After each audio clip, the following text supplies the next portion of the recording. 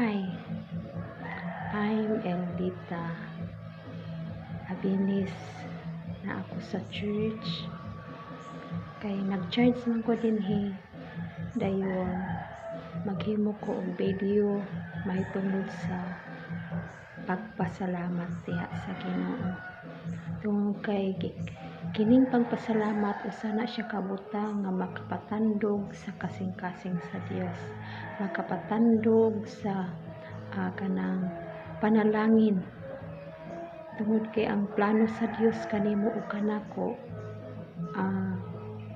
blessing sa financial, sa physical, sa emotional ug labusan nga tanan sa espirituhal nga bahin.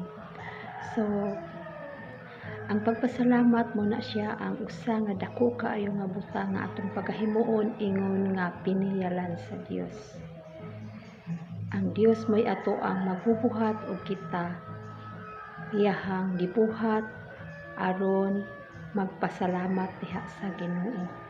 Aron muhatag og mga pagpasalamat diha sa Dios sa tanan nga mga butang nga miabot sa atong kinabuhi. So matud pa sa pulong sa Dios, tanan kunong mga butang atong angayng pasalamatan tungod kay hatag na siya walay bayad, no? Hatag na siya walay bayad. So angay natong pasalamatan ug kana pod ang usa ka butang nga makapalipay sa Dios. Bisan gani sa atoa nga situation ingon nga tawo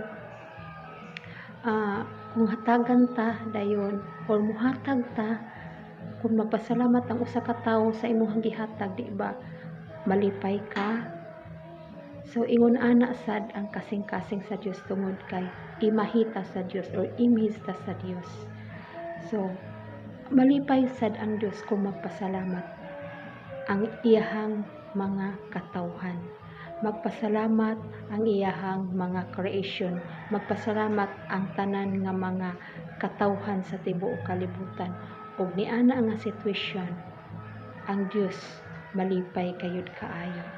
So mga igsuon, dili na tuwadon ang pagpasalamat sa Dios bisan pa kasakit, mga problema nga mahitabo sa atong kinabuhi, himuon nato siya nga positive way of things nga atong nadawat.